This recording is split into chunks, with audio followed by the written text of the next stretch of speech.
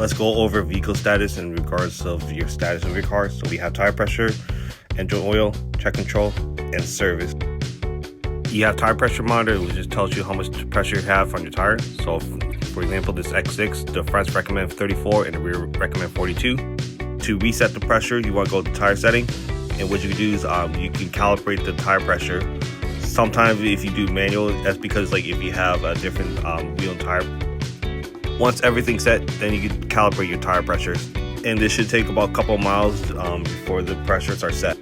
To check your oil level, a lot of European brands like BMW, Mercedes, Audi, they don't have a physical dipstick. It's all computerized. So what you want to do is go to oil level measurement. Make sure the car is running on the normal temperature, vehicle is parked. You can either have it in neutral or in park, depending if you're driving automatic or manual. Once you read all the direction, you can hit start measurement. It'll go from 0 to 100.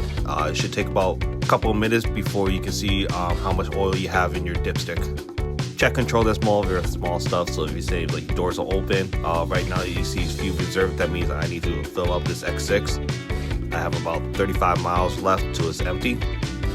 And finally, service.